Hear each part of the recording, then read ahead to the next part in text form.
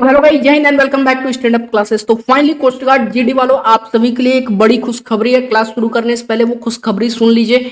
एक हफ्ते के अंदर अंदर आपको आपका एग्जाम डेट पता चल जाने वाला है। जी हाँ दोस्तों, अब आपके पास समय बिल्कुल भी नहीं बचा। अपनी तैयारी अगर आप जो है 2 घंटे कर रहे थे तो अब तैयारी 5 घंटे कीजिए। अपनी तैयारी को रफ्तार दीजिए क्योंकि आपका एग्जाम डेट एक हफ्ते के अंदर आने वाला है। ये चीज नोट कर लीजिए।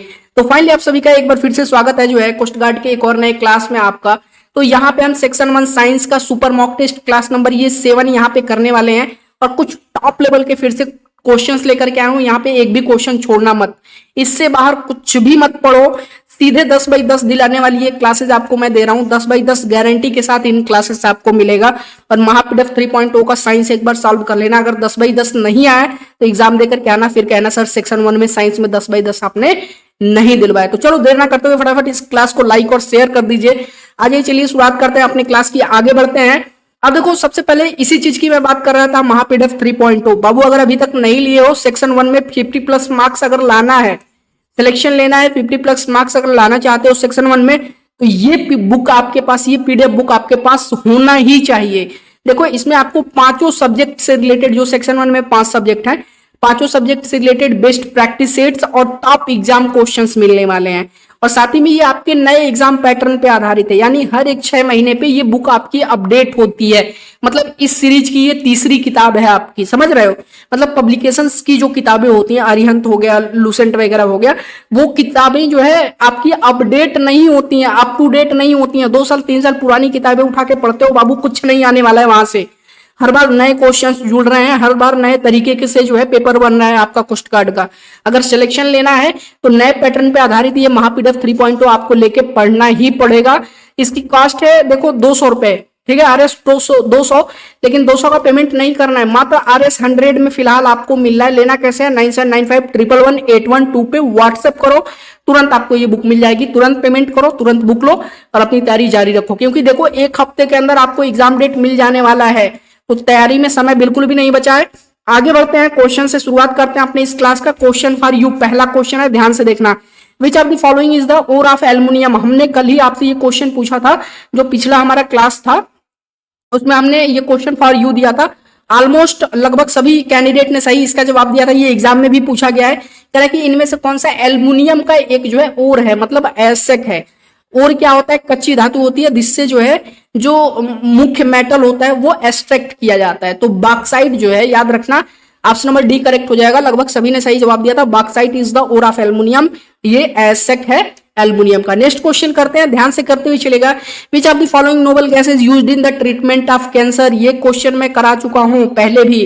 निम्नलिखित में से कौन सी नोबेल गैस जो है कैंसर के उपचार में उपयोग की जाती है। रेडॉन, हीलियम, आर्गन या नियॉन। ध्यान से करिएगा, बहुत ही शानदार क्वेश्चन है। तो इनमें से जो रेडॉन है आपका, रेडॉन नोबेल गैस जो है, इसका इस्तेमाल जो है ट्रीटमेंट ऑफ कैंसर में किया जाता है, ठीक है। ऑप्शन नंबर ए आपका करेक्ट हो जाएगा। अगला question, siderite is an ore of. जो सेडराइट है, ध्यान से देखिएगा, सेडराइट जो है ये किसका ओर है, आयरन, कॉपर, टीन या एल्युमिनियम, किसका है जी। बिल्कुल सही जवाब, आयरन का। किसका, आयरन का ओर है सेडराइट, ठीक है, याद रखना। चलो, आयरन के देखो कई सारे ओर निकलते हैं। देखो एक कच्ची, उसमें कच्चा एक आयरन आता है, कई तरह के आयरन ओर आते हैं, वो मैं आपको अगले क्लास में कराऊंगा। Next question, the commonly used coolant in refrigerator is. ध्यान से देख लो, मैं अभी कूलेंट, कॉमनली यूज्ड कूलेंट किसका इस्तेमाल किया जाता है रेफ्रिजरेटर में। कॉमनली यूज कूलेंट रेफ्रिजरेटर में आमतौर पर इस्तेमाल होने वाला शीतलक कौन सा होता है, अमोनिया, नाइट्रोजन, फ्रियॉन या ऑक्सीजन। कौन सा होता है, फ्रियॉन होता है, ठीक है, याद रहेगा। ये एक कॉमनली यूज्ड कूलेंट है जो रेफ्रिजरेटर्स में इस्तेमाल किया जाता है, freon. Next question, the different colours of different stars are due to the variation of. यानी कि आपने देखा होगा तारे, जो रात को आसमान में तारे दिखाई देते हैं, वो अलग अलग तारों का रंग अलग अलग होता है, कलर्स थोड़ा अलग अलग होता है। कोई ज्यादा डार्क पीला होगा, येलोइश होगा, कोई लाइट येलोइश होगा, है ना। ये जो होता है, ये कलर जो उनका अलग अलग होता है, वो उनके टेम्परेचर पे डिपेंड करता है कि उनका टेम्परेचर कितना है, ठीक है, ना कि प्रेशर, डेंसिटी या रेडिएशन फ्रॉम देम। इन तीनों पे डिपेंड नहीं करता, बल्कि उनके टेम्परेचर पे डिपेंड करता है। नेक्स्ट क्वेश्चन करते हैं, instrument use to measure the force and velocity of the wind. हो शानदार क्वेश्चन है। कह रहा है कि हवा की वेलोसिटी और फोर्स दोनों को मेजर करने के लिए, ठीक है। फोर्स एंड वेलोसिटी को मेजर करने के लिए किस इंस्ट्रूमेंट का इस्तेमाल होता है? पवन के बल और वेग को मापने के लिए प्रयुक्त उपकरण कौन सा है बाबू? एमीटर, एनीमोमीटर, एल्टीमीटर या आडियोमीटर, कौन सा है? सो इट्स एनीमोमीटर, ठीक है। याद रखिएगा क्या है? एनीमोमीटर, नाम याद रखिएगा, नाम याद रहेगा एनीमोमीटर।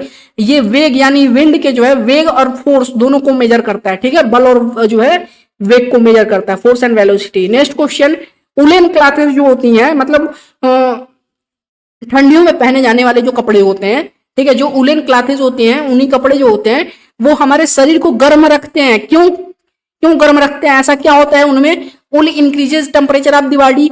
उल जो होता है, ऊन जो होता है हमारे शरीर के तापमान को बढ़ा देता है। नहीं भाई साहब, ऐसा कुछ नहीं है, उल हमारे शरीर के तापमान को नहीं बढ़ाता है। Wool is a bad conductor, wool ऊन जो है एक बैड कंडक्टर है। या फिर wool absorbs radiation heat from outside objects, या जो ऊन है वो बाहरी वस्तुओं से उज्जवल गर्मी को अवशोषित करता है। बताइए, रेडिएंट हीट को अवशोषित करता है। या फिर wool rejects heat from the outer object, या फिर जो उल है ऊन है वो बाहरी वस्तुओं से गर्मी को खारिज करता है। सही आंसर क्या होगा इसका? देखो, इसका सही आंसर होगा बाबू, wool is a bad conductor. ये हीट का बैड कंडक्टर है, समझ रहे हो? मतलब ना ही जो है अंदर की जो ठंडी, बाहर की जो ठंडी हवा है, ठीक है, बाहर का जो ठंडा आपका टेम्परेचर है वो अंदर जा सकता है, या फिर अंदर जो गर्मी आपकी उत्पन्न हो रही है इस उल यानी ऊन को पहनने के बाद, ना ही इसके थ्रू रेडिएट होके, कंडक्ट होके बाहर निकल सकता है अंदर की गर्मी।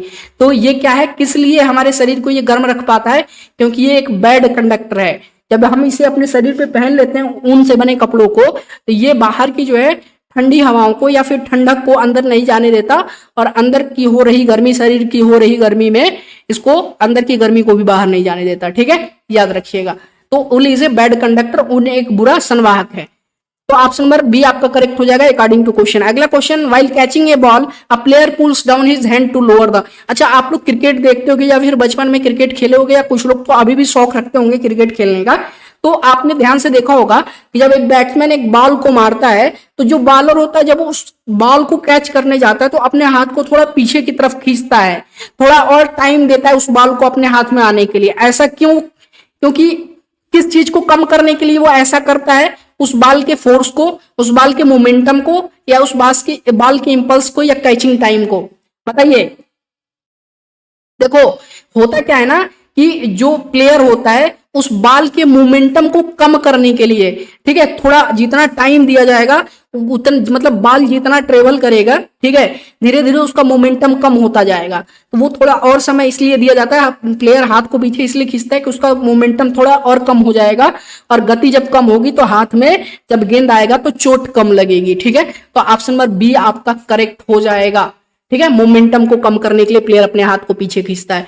अगला question, clear nights are colder than cloudy nights because of. शानदार क्वेश्चन है, ध्यान से देखना। तरह की जो साफ रातें होती हैं, ठीक है, वो बादल वाली रातों की तुलना में अधिक ठंडी होती हैं, क्योंकि कंडक्शन, कंडेंसेशन या रेडिएशन या इंसोलेशन, चालन, संक्षेपण, विकिरण या सूर्यताप। देखो, ये रेडिएशन की वजह से ऐसा होता है।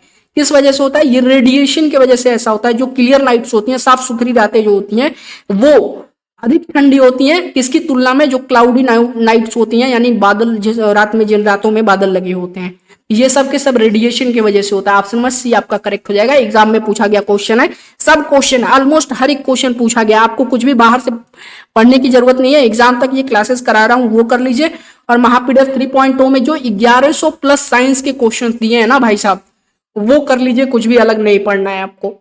हाँ, ये एक चीज है, न्यूमेरिकल के टॉपिक्स बता दूंगा और कुछ न्यूमेरिकल के टॉपिक्स पे क्वेश्चंस करवा भी दूंगा, ताकि एग्जाम में आपको पता चल सके कि किस लेवल के क्वेश्चंस न्यूमेरिकल के आ रहे हैं। आप घर से प्रैक्टिस करके जाएंगे तो आसानी से 1-2 नंबर के जो न्यूमेरिकल क्वेश्चंस आते हैं वो आसानी से आप कर पाओगे, ठीक है। The speed of the light with the rise in the temperature of the medium, कह रहा है the speed of the light, कह रहा है कि लाइट की स्पीड, ठीक है, जब टेम्परेचर में राइज आता है, जब टेम्परेचर बढ़ता है तो स्पीड ऑफ लाइट के पे क्या फर्क पड़ता है जब वो किसी मीडियम में ट्रेवल कर रहा हो। तो मतलब स्पीड ऑफ लाइट जो है इंक्रीज हो जाता है टेम्परेचर में जो है बढ़त होने के साथ, या फिर डिक्रीज हो जाता है, या रिमेन्स अनअल्टर्ड, या ड्रॉप सडनली। बताइए सही आंसर क्या होगा? देखो, एक चीज बता देता हूं, स्पीड ऑफ लाइट पे टेम्परेचर का कोई प्रभाव नहीं पड़ता है, पहले ये चीज याद रखो, ठीक है। स्पीड ऑफ लाइट पे टेम्परेचर का कोई प्रभाव नहीं पड़ता है। ठीक है, ये चीज याद रखना। तो हमेशा टेम्परेचर घटे या बढ़े, उससे स्पीड ऑफ लाइट पे किसी भी मीडियम में अगर लाइट ट्रेवल कर रही है तो हीट का मतलब टेम्परेचर का जो है कोई भी इफेक्ट नहीं पड़ेगा उस स्पीड ऑफ लाइट पे। ठीक है, याद रखिएगा। तो रिमेन्स अनअल्टर्ड मतलब कोई परिवर्तन नहीं होगा, ना घटेगा स्पीड ना बढ़ेगा। ठीक है, टेम्परेचर बढ़ने के साथ में। तो ऑप्शन नंबर सी आपका करेक्ट हो जाएगा। अगला क्वेश्चन देख लेते हैं। When pressure is increased, the melting point of ice। शानदार क्वेश्चन है, ध्यान से करिएगा। कह रहा है कि आइस आपको पता ही होगा, बर्फ।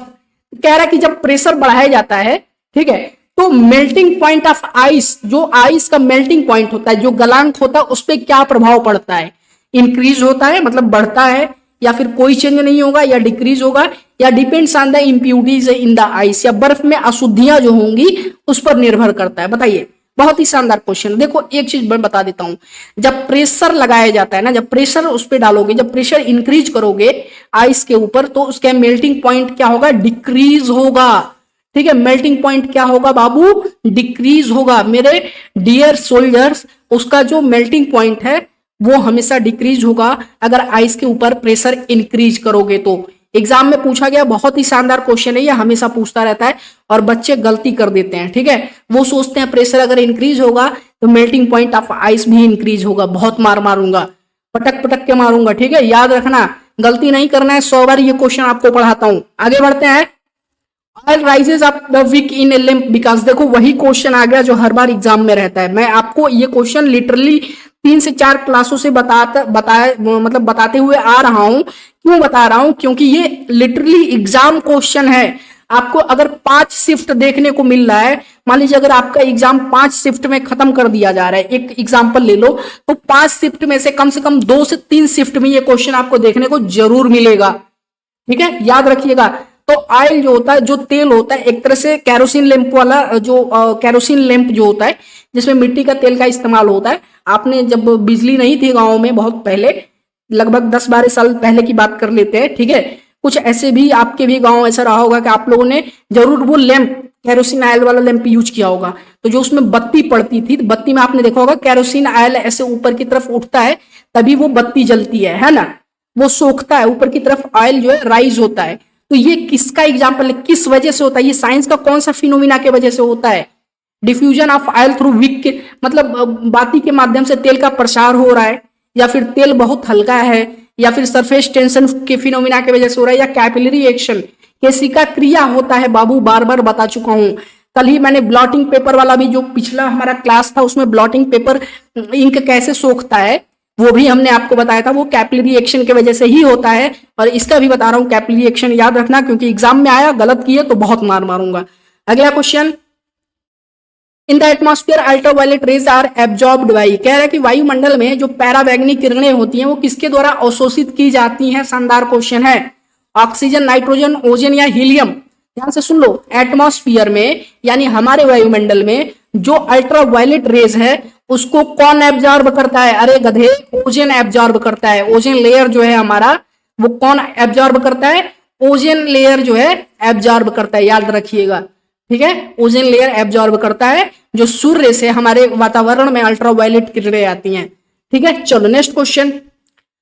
विच of the following are used for accurate measuring very small time intervals? कह रहा है कि निम्नलिखित में से किसका प्रयोग जो है, जो छोटे छोटे मतलब बेहद छोटे अंतरालों को, जिसको एक नॉर्मल घड़ी नहीं माप सकती है, ठीक है, ऐसे छोटे जो है टाइम इंटरवल्स को मापने के लिए किस इंस्ट्रूमेंट का इस्तेमाल किया जाता है करेक्ट तरीके से? टाइम इंटरवल्स को, छोटे से छोटे टाइम इंटरवल्स को मापने के लिए, मतलब कि निम्न में से किसका प्रयोग बहुत कम समय अंतरालों को सही ढंग से मापने के लिए किया जाता है? पल्सर, क्वार्टिज क्लॉक, एटॉमिक क्लॉक्स या व्हाइट ड्वार्फ? कौन सा होता है? ये सब के सब जो है परमाणु घड़ियां होती हैं, एटॉमिक क्लॉक्स होती हैं। याद रहेगा, याद रखिएगा। ऑप्शन नंबर सी आपका करेक्ट हो जाएगा।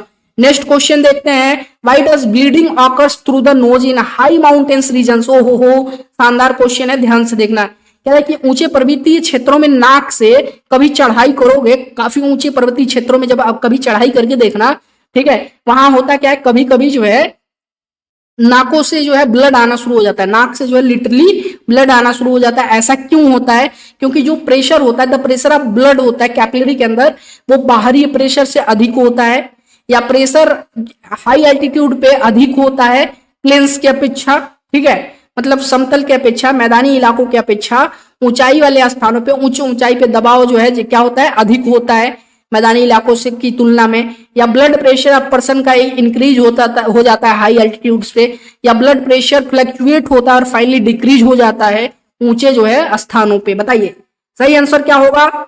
सो करेक्ट आंसर होगा जो ब्लड प्रेशर होता है किसी भी आदमी का, वो क्या होता है, हाई एल्टीट्यूड्स पे जैसे जैसे ऊंचाई बढ़ती जाती है ऑक्सीजन का लेवल कम होता जाता है और ब्लड का प्रेशर क्या होता है, वो बढ़ता जाता है। ठीक है, जब देखो जब ऊंचाई बढ़ेगी ऑक्सीजन की कमी होगी तो ब्लड प्रेशर ड्रास्टिकली क्या होगा, इंक्रीज होगा। इसी की वजह से क्या होगा, कभी कभी नाकों से खून भी आना शुरू हो जाता है, हमारे नोजेस से ब्लड जो है आना, ब्लीडिंग होना शुरू हो जाता है। अगला क्वेश्चन, इसका सही आंसर देख लेना, correct answer will be option number C, exam में पूछा गया क्वेश्चन है, गलत मत करना। अगला question, an oil drop splits over water because of. अब देखो ये भी शानदार क्वेश्चन है, कह रहा है कि ध्यान से सुनना, कह रहा है कि अगर आप एक कोई पानी का एक बर्तन ले लो या फिर कोई एक तालाब है छोटा सा, उस पर अगर आप एक या दो बूंद जो है, ठीक है, ऑयल का ड्रॉप्स, मतलब एक दो बूंद तेल की बूंदे एक दो पानी पे डालना, देखना बहुत तेजी से वो फैलने लगता है पानी के ऊपर। ठीक है, ऐसा क्यों होता है? क्योंकि जो तेल है वो पानी से हल्का होता है, या जो तेल है वो अधिक चिपचिपा होता है, या oil does not mix with water, या तेल पानी के साथ मिक्स नहीं होता है इसकी वजह से, या सरफेस टेंशन ऑयल का जो है वो मच स्मॉलर है पानी की अपेक्षा। तेल की जो सतह तनाव है पानी की तुलना में बहुत कम है। तो सही आंसर क्या होगा?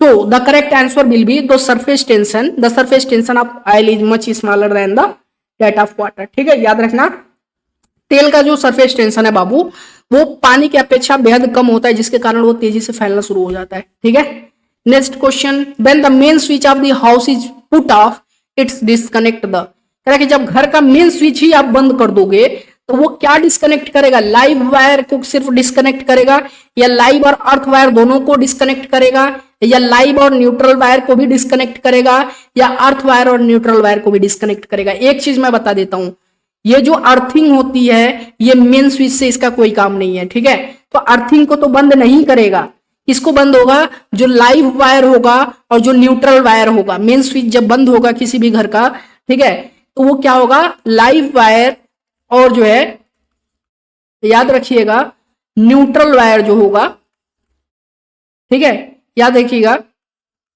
वो क्या करेगा, ये दोनों के दोनों जो है इसके कनेक्शन डिस्कनेक्ट हो जाएंगे। ठीक है, याद रखना।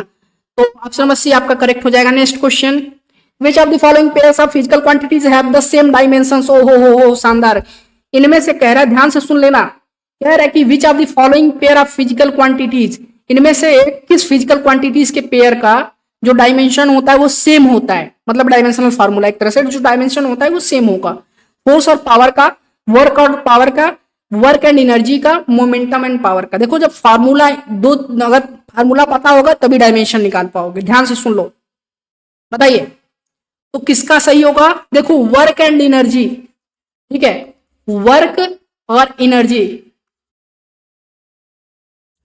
ठीक है, इन दोनों का जो आपका डायमेंशनल फार्मूला होगा या डायमेंशन होगा वो सेम होता है। क्या होता है, देखो डायमेंशनल फार्मूला याद रखा करो। टेलीग्राम चैनल पे अगर आप जुड़े हो तो टेलीग्राम चैनल पे मैं आज से क्विजेस शुरू करने वाला हूं।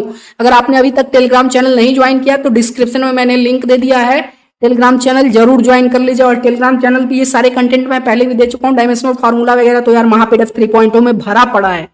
ठीक है, नहीं लियो तो 9795111812 पे व्हाट्सएप करके जरूर ले लीजिए।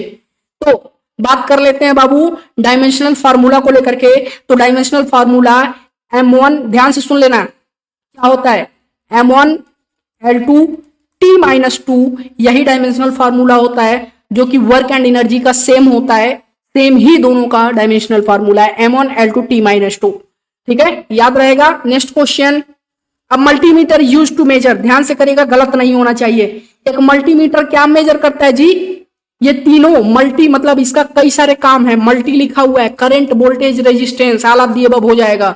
इन तीनों को मेजर करता है मल्टीमीटर। क्या मेजर करता है, तीनों को। करंट एक मतलब जो आपका सर्किट है, सर्किट के अंदर करंट को मेजर करेगा, वोल्टेज को मेजर करेगा और रेजिस्टेंस, तीनों को। ठीक है, मतलब करंट कितना फ्लो हो रहा है, वोल्टेज कितना है और प्रतिरोध कितना है। ठीक है, ये चीज देख लेना, इसको करंट बोलेंगे। चलो next question, remote sensing devices has a inbuilt source of, कह रहा है कि रिमोट सेंसिंग जो डिवाइसेस होती हैं उनमें क्या इनबिल्ट होता है, एक्सरेज का या ये गामा रेज का इस्तेमाल होता है या अल्ट्रावायलेट रेज का या इंफ्रारेड रेज का, बताइए किसका इस्तेमाल होता है। एग्जाम में लिटरली पूछा गया क्वेश्चन है, इंफ्रारेड का इस्तेमाल किया जाता है जो रिमोट सेंसिंग, रिमोट से चलने वाली डिवाइसेस होती हैं। ठीक है, याद रखिएगा। नेक्स्ट क्वेश्चन, जैसे टीवी वगैरह जो यूज करते हो ये सब के सब इंफ्रारेड रेडिएशन पे चलते हैं, याद रखना इंफ्रारेड रेज होते हैं। The metal use to measure lightning conductor is, कह रहा है तड़िक चालक जो होता है, जो लाइटनिंग कंडक्टर होता है, ठीक है, उसको बनाने के लिए लाइटनिंग कंडक्टर क्या होता है, फिर से याद करो, हमने बताया जो घरों के ऊपर जो ऐसे लगा होता है ना त्रिशूल की तरह, है ना, जो लगा होता है कि ताकि बिजली वगैरह गिरे तो उसको कैप्चर करके वो उस लाइटनिंग कंडक्टर के थ्रू नीचे जमीन में वो बिजली चली जाती है। तो लाइटनिंग कंडक्टर किसका बनाया जाता है, याद करो किसने बनाया था, ये भी हमने आपको बता दिया था। ठीक है, अगर नहीं पता है तो पढ़िए। तो जो लाइटनिंग कंडक्टर होता है वो किस मेटल से बनता है, कॉपर का होता है। किसका होता है, कॉपर का। ठीक है, याद रखिएगा। ऑप्शन नंबर सी आपका करेक्ट हो जाएगा। नेक्स्ट क्वेश्चन देख लेते हैं। An egg sinks in soft water but float in concentrated solution of salt because, कह रहा है कि एक, ध्यान से सुन लेना मैं क्या कह रहा हूं, कह रहा है कि एक अंडा जो है वो सॉफ्ट वाटर जो होता है, मतलब बिना, मतलब नॉर्मल जो पानी होता है उसमें डूब जाता है। ठीक है, ध्यान से सुन लेना। और जो कंसेंट्रेटेड सॉल्यूशन, और उसी पानी में अगर नमक मिला दिया जाए, ठीक है, नमक की मात्रा मिला दिया जाए तो वो तैरने लगेगा। ऐसा क्यों, फटाफट बताइए, गलत नहीं होना चाहिए, फटाफट बताइए। देखो एक चीज बता देता हूं, ध्यान से सुन लेना। देखो अंडा डूब जाता है सॉफ्ट वाटर में, लेकिन बट फ्लोट करता है कंसेंट्रेटेड सॉल्यूशन ऑफ साल्ट में। बताइए, देखो होता क्या है कि जब साल्ट में, ऑप्शन नंबर सी आपका इसका करेक्ट होगा, जो नॉर्मल पानी होता है उसका जितनी डेंसिटी होती है, अगर उसमें नमक मिला दिया जाए तो पानी का डेंसिटी बढ़ जाएगा, अंडे से अधिक पानी का डेंसिटी हो जाएगा, जिसके कारण अंडा क्या है, तैरने लगेगा। ठीक है, याद रखिएगा, अंडे के डेंसिटी कम हो जाएगी उस कंसेंट्रेटेड वाटर सोल्यूशन से। ठीक है, याद रखिएगा, मतलब अगर पानी में तुम नमक मिला दो तो उस पानी का घनत्व क्या है, बढ़ जाएगा, जिसके कारण अंडा उसके ऊपर तैरने लगता है। तो याद रखना, थोड़ा सा यहाँ पे उल्टा लिखा गया है। तो देखो होता क्या है कि जो साल्ट है वो पानी की डेंसिटी को बढ़ा देता है। ठीक है, जिसके कारण क्या है, मतलब अंडे से ज्यादा उस पानी की डेंसिटी हो जाती है, जिसके कारण क्या है, अंडा तैरने लगता है। ऑप्शन नंबर सी आपका करेक्ट होगा। नमक जो समाधान का घनत्व तो अंडे के घनत्व से अधिक होता है। ठीक है, याद रखना। नेक्स्ट क्वेश्चन,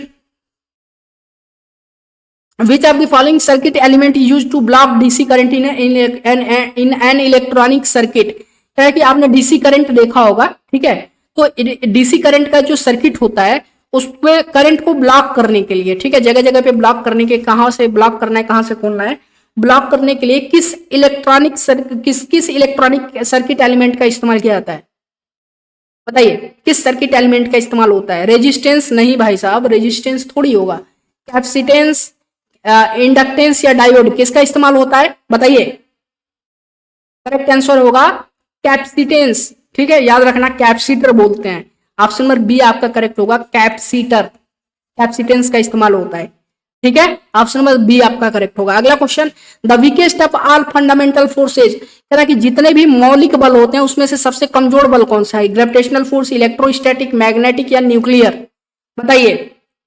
देखो भाई, हालांकि ग्रेविटेशनल फोर्स जो है पृथ्वी पे हर जगह मौजूद है, ठीक है, लेकिन एक चीज बता देता हूं, जितने भी फंडामेंटल फोर्सेज होते हैं, एग्जाम में ये पूछा गया है, मजाक मत लेना, सीरियसली लेना इसको, वीकेस्ट और स्ट्रॉन्गेस्ट फोर्स दोनों बताने वाला हूं। तो याद रखना बाबू, सभी फोर्सेज में सबसे वीकेस्ट, जितने भी फंडामेंटल फोर्सेज होते हैं उसमें सबसे वीकेस्ट आपका ग्रेविटेशनल फोर्स होता है और सबसे स्ट्रॉन्गेस्ट न्यूक्लियर फोर्स होता है। दोनों याद रखना, स्ट्रॉन्गेस्ट फोर्स न्यूक्लियर फोर्स और वीकेस्ट फोर्स होता है ग्रेविटेशनल फोर्स। अगला question, the density of gas is maximum at, कह रहा गैस का घनत्व अधिकतम कब होता है, लो टेम्परेचर लो प्रेशर पे, लो टेम्परेचर हाई प्रेशर पे, high temperature low pressure, high temperature high pressure, कम तापमान कम दाब, कम दाब, कम तापमान उच्च दाब, उच्च तापमान कम दाब, उच्च तापमान या उच्च दाब, बताइए। याद रखिएगा, लो टेम्परेचर हाई प्रेशर पे, टेम्परेचर जब लो रहता है और प्रेशर हाई रहता है तो गैस की डेंसिटी क्या है, मैक्सिमम होती है उस समय, ठीक है। गैस का घनत्व उस समय मैक्सिमम होगा जब टेम्परेचर लो होगा और प्रेशर हाई होगा, ठीक है। ऑप्शन नंबर बी आपका करेक्ट हो जाएगा। एग्जाम में पूछा गया क्वेश्चन है। When a body is taken from earth to moon, ध्यान से करना, जब किसी पिंड को पृथ्वी से चंद्रमा पर ले जाया जाता है, याद करो वही चीज मास और वेट वाला, बार बार नहीं बताऊंगा, ठीक है। मास और वेट वाला देखो, एक चीज पहले बता देता हूं, मास किसी भी प्रकार के जो है ग्रेविटी वगैरह से, किसी भी मतलब फंडामेंटल फोर्स से ये क्या है, प्रभावित नहीं होता है। किसी भी ऑब्जेक्ट का मास कहीं भी उसको ले जाके ले जाओ, मास सेम रहेगा, मास में कोई चेंज नहीं आएगा। हाँ, चेंज किस में आएगा, वेट में चेंज आएगा, क्योंकि वेट ग्रेविटी से इन्फ्लुएंस्ड होता है, जिस जैसी ग्रेविटी वैसा वेट, ठीक है, याद रखना। तो when a body is taken from, अगर किसी चीज को अर्थ से चंद्रमा से सॉरी पृथ्वी से चंद्रमा पर ले जाया जाए तो उसमें क्या बदलाव आएगा, मास चेंज हो जाएगा लेकिन वेट सेम रहेगा, वेट चेंज हो जाएगा लेकिन मास सेम रहेगा, दोनों चेंज हो जाएंगे, बोथ वेट और मास चेंज हो जाएगा, या बोथ वेट और मास अनचेंज रहेगा। देखो फिर मैं आपको बता चुका, मास पे कोई प्रभाव नहीं पड़ता है किसी भी ग्रेविटी या कुछ भी, क्योंकि चंद्रमा पे जो है 1/6 ग्रेविटी है, मतलब पृथ्वी की अपेक्षा मात्र 1/6 जो है भाग ग्रेविटी चंद्रमा पे आपका मौजूद है ना, मतलब ना के बराबर है ग्रेविटी वहां पे। तो याद रखना हमेशा क्या होता है, वेट वहां पे इन्फ्लुएंस होगा, चेंज होगा, लेकिन मास पे कोई फर्क नहीं पड़ेगा, मतलब weight changes but mass remain same. Option number B आपका करेक्ट हो जाएगा, ठीक है, याद रहेगा, बिल्कुल याद रहेगा। नेक्स्ट क्वेश्चन देखते हैं, विच of the following liquids have the least density, निम्नलिखित में से किस तरल पदार्थ का घनत्व सबसे कम होता है।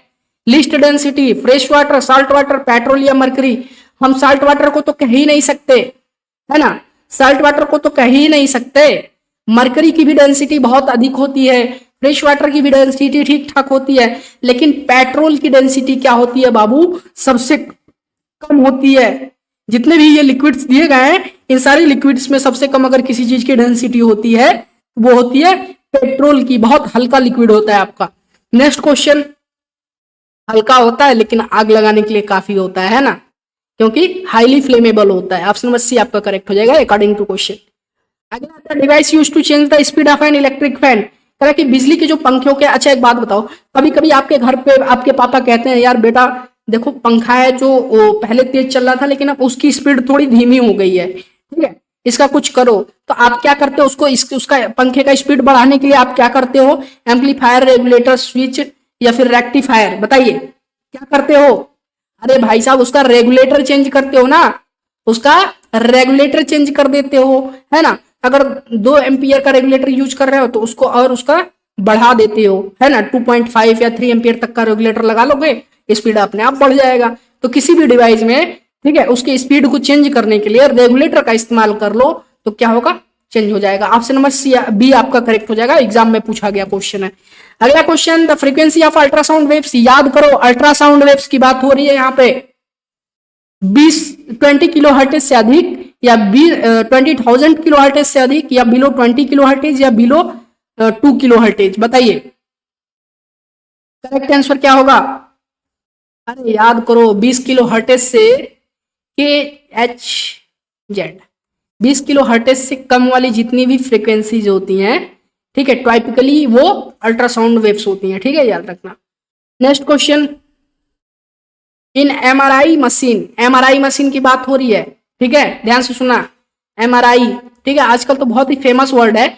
MRI मशीन जो होती है, which one of the following used, MRI machine में किसका इस्तेमाल किया जाता है, साउंड वेव का, एक्सरेज का, अल्ट्रासाउंड वेव का, या मैग्नेटिक वेव का। अब देखो बच्चे यही मार खा जाते हैं, ठीक है, थोड़े कम दिमाग वाले बच्चे यही मार खा जाते हैं। अगर MRI का फुल फॉर्म आपको पता होगा तो अपने आप ही इसका आंसर आप लगा लोगे। MRI का फुल फॉर्म क्या होता है, किसका इस्तेमाल करता है ये, मैग्नेटिक रेनोसेंस इमेजिंग। क्या बोलते हैं, मैग्नेटिक रेनोसेंस इमेजिंग, मतलब सीधे मैग्नेट आ रहा है, मैग्नेट वाला शब्द आ रहा है, मतलब कहीं ना कहीं मैग्नेटिक वेव का इस्तेमाल किया जाता है MRI मशीन में, है ना। तो ऑप्शन नंबर डी आपका करेक्ट हो जाएगा, ठीक है। पर लिटरली मैं आपको बता दूं, MRI से रिलेटेड एक केस मैं आपको बता देता हूं। MRI मशीन कितनी खतरनाक होती है, किस लेवल का उसमें मैग्नेट यूज किया जाता है, ठीक है, उसकी मैग्नेटिक फील्ड कितनी तगड़ी होती है, इस चीज को ध्यान से सुन लेना। अभी हाल ही में शायद नोएडा या दिल्ली का ये केस है, कुछ साल पहले का ये केस है, ठीक है। एक सरकारी अस्पताल में कोई एक बच्चा था जिसके परिवार का कोई भर्ती था, ठीक है, उसका MRI होना था। तो लिटरली उसको एक जो गैस वाली सिलेंडर होती है ना, ऑक्सीजन सिलेंडर जो होती है, उसको दिया गया कहीं रखने के लिए, ठीक है। तो वो गलती से क्या हुआ कि एमआरआई रूम में, ठीक है, उस समय एमआरआई मशीन चल रही थी, वो एमआरआई रूम में वो गैस वाला जो ऑक्सीजन सिलेंडर होता है उसको लेकर के वो अंदर चला गया। और लिटरली वो किसका बना होता है, जो ऑक्सीजन सिलेंडर होता है आयरन का, लोहे का। अब देखो उसने किया क्या, लिटरली उस एमआरआई मशीन ने किया क्या, इतने झटके से, उसमें इतनी बड़ी मैग्नेट का इस्तेमाल होता है और उसका पावर उस मैग्नेट का कितना हाई होता है आप सोच नहीं सकते हो। उसने इतने जोर के झटके से उस बच्चे को उस ऑक्सीजन सिलेंडर के साथ अपनी तरफ खींचा कि बच्चा जाकर के उस मशीन पे धड़ाक से, ठीक है, धड़ाक से लड़ा, उस पर चिपक गया और कुछ इस तरह की चोटें उसको आई कि तुरंत कुछ समय बाद उस बच्चे का जो है डेथ हो गया, ठीक है। अच्छा, इसकी देखो कितनी तगड़े मैग्नेट का इस्तेमाल किया जाता है इस मशीन के अंदर, एमआरआई के अंदर। लिटरली अगर आपका एमआरआई हो रहा है, ठीक है, ध्यान से सुनना, अगर आपका एमआरआई हो रहा है और आपके अंदर कोई भी लोहे की चीज, ठीक है, उस तरह का कोई भी ऐसी चीज जो इन्फ्लुएंस्ड होता है मैग्नेट से, ठीक है, जो मैग्नेट के कांटेक्ट पे आने के साथ में संपर्क में आता है और इन्फ्लुएंस्ड होता है उससे, अगर आपके अंदर कोई सिक्का है लोहे का या फिर जो है कोई पिन वगैरह भी अगर आपके शरीर के अंदर है और आप एमआरआई मशीन में जाते हो, तो उसका मैग्नेट इतना तगड़ा होता है कि आपके लिटरली उस जगह पे, जिस जगह पे वो चीज होती है पेट आपके शरीर के अंदर, वहां से वो फाड़ के आपके शरीर को फाड़ के उसको बाहर निकाल सकता है वो मैग्नेट, ठीक है। तो एमआरआई मशीन का ये कमाल होता है, ये मैग्नेटिक वेव पे काम करती है, इसका फुल फॉर्म होता है मैग्नेटिक रेजोनेंस इमेजिंग, ठीक है, याद रखिएगा। ऑप्शन नंबर डी आपका करेक्ट हो जाएगा। नेक्स्ट क्वेश्चन देखते हैं, in a nuclear reactor one of the following is used as fuel. तरह की परमाणु रिएक्टर जो होता है उसमें से निम्नलिखित में से एक का उपयोग जो है ईंधन के रूप में किया जाता है, कोयला, यूरेनियम, रेडियम या डीजल। ध्यान से करिएगा, किसका, अरे बाबू यूरेनियम का इस्तेमाल होता है ना, यूरेनियम का ही तो इस्तेमाल फ्यूल के तौर पे किया जाता है लिटरली। और यूरेनियम का इस्तेमाल एटम बम वगैरह बनाने में भी है, एटम बम, हाइड्रोजन बम में भी यूरेनियम का इस्तेमाल होता है ना। बहुत ही, ये समझ लो कि बहुत ही खतरनाक ये आपका जो मेटल है, ठीक है, बहुत ही खतरनाक है आपका uranium. Next question, the density of the liquid when heated. ओहो हो, शानदार क्वेश्चन है, या आपके लिए छोड़ रहा हूं क्वेश्चन फॉर यू में, जितने भी लोग देख रहे हो सबको करना है क्योंकि ये एग्जाम में पूछा गया क्वेश्चन है। करेक्ट, जब किसी लिक्विड को हीट किया जाता है तो उसकी डेंसिटी पे क्या फर्क पड़ता है, डिक्रीज होता है डेंसिटी या फिर इंक्रीज होता है, या कोई चेंज नहीं होता है, या पहले इंक्रीज होगा में इंक्रीज ऑफ डिक्रीज, या डिक्रीज होगा, प्रेशर पे डिपेंड करता है, या तो प्रेशर के हिसाब से वो इंक्रीज हो सकता है या डिक्रीज हो सकता है। तो जो करेक्ट आंसर होगा आप सभी को कमेंट करके बताना है। और बाबू इस क्लास को लाइक और शेयर जरूर करिएगा, रिक्वेस्ट है आपसे। और हाँ, एक चीज, महापीडीएफ 3.0 नहीं लिए हो तो अभी के अभी 9795111812 पे व्हाट्सएप कीजिए और महापीडीएफ 3.0 लीजिए, अपने सेक्शन 1 की तैयारी बेहतर कीजिए अगर 50+ मार्क्स लाने हैं। और डिस्क्रिप्शन में मैंने टेलीग्राम चैनल का लिंक दिया है, ध्यान से सुन लो, टेलीग्राम चैनल ज्वाइन करो, वहां पे क्विजेज होने वाली हैं, आज से लाइव टेस्ट और क्विजेज दोनों कराऊंगा। तो चलिए फिर मिलते हैं टेलीग्राम चैनल पे, तब तक के लिए आप सभी को बहुत सारा प्यार, क्लास को लाइक और शेयर जरूर करिएगा। फिर मिलते हैं नए क्लास में, तब तक के लिए आप सभी को बहुत सारा प्यार, बाय।